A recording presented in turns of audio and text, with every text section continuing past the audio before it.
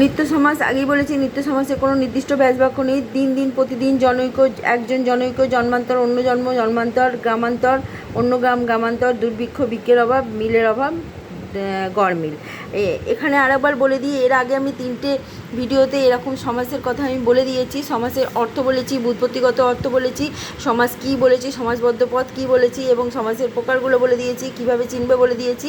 তৎপুরুষ সমাস হচ্ছে কারক রিলেটেড সমাস। কারক আছে এখানে, যেমন কর্মকারক, করণকারক, উপাদানকারক, অধিকরণকারক। যেমন এখানেই দেখো, জলকে থাকা, লুচিকে ভাজা, এগুলো কর্মকারক।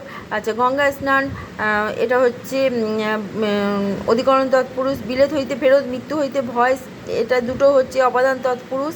এবং স্ত্রী দ্বারা হীন, তৃষ্ণ দ্বারা আর্ত, ক্ষুধা দ্বারা আর্ত, এগুলো সব করণ তৎপুরুষ।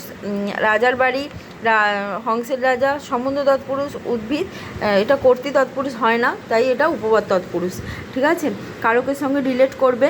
আচ্ছা, এখানে হচ্ছে বহুব্রী বলে দিয়েছি কর্মধারে, আগের এপিসোডগুলো দেখে নাও।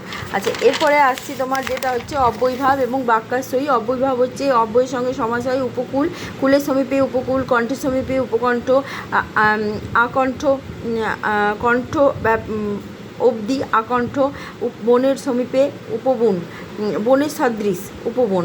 আচ্ছা, এখানে হচ্ছে বাক্যাশ্রয়ী, পুরো বাক্যটাই একটি সমাস, কোনো রকমই পরিবর্তন করতে লাগে না। বসে আঁকা প্রতিযোগিতা, রক্তদান শিবির, সবুজ তরুণ সংঘ, হাতে কলমে শেখা সংঘ, এক জাতি এক দেশ, একটি গাছ একটি প্রাণ। আর এখানে অলুপ হচ্ছে অলুপ তৎপুরুষ, অলুপ দ্বন্দ্ব এবং অলুপ বহুব্রী হয়ে থাকে।